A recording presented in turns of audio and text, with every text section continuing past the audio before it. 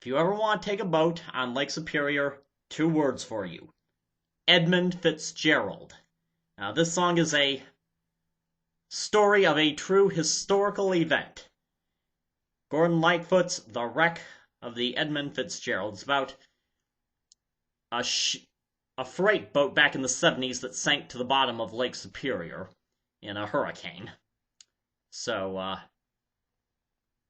here it goes.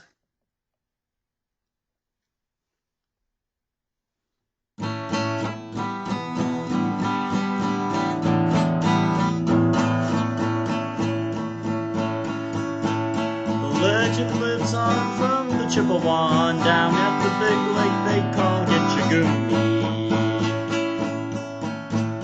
The lake, it is said, never gives up her dead when the skies of November turn gloomy.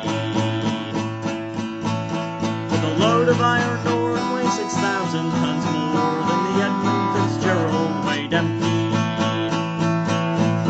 That good ship and crew was born to be chewed when the gales of November came early.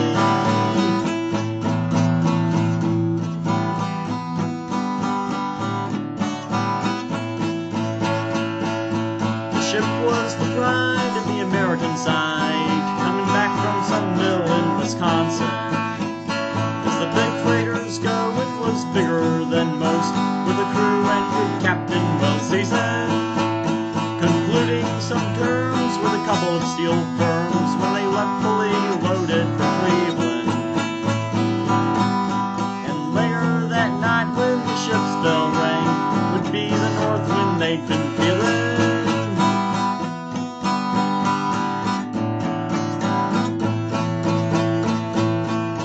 The wind and the wires made a telltale sound, and a wave broke over the railing.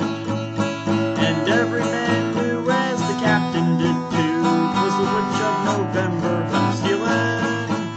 The dawn came late and the breakfast had to wait when the gales of November came slashing. When afternoon came it was freezing rain in the face of a hurricane west wind.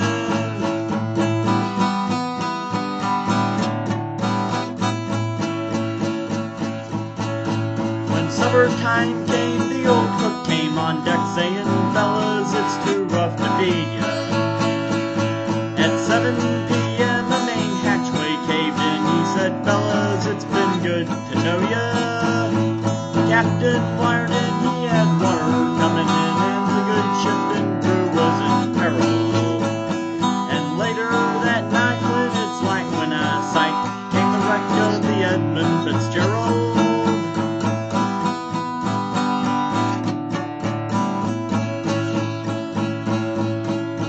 Does anyone know where the love of God goes when the waves in the minutes to hours? The searchers all say they'd have made Whitefish Bay if they put 15 more miles behind her. They might have split up or they might have capsized. They may have rode deep into water. And all that remains is the faces and the names of the wives and the sons and the daughters.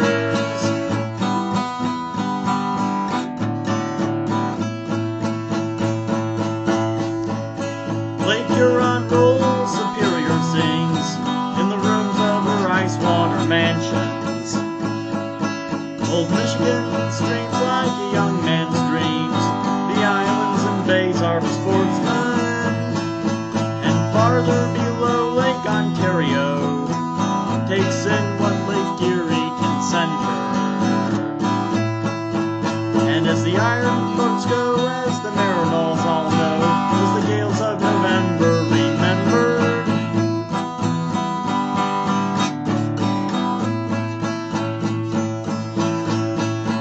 In a musty old hall in Detroit, they prayed in the Maritime Sailors' Cathedral. The church bell rang 29 times for each man on the Edmund Fitzgerald.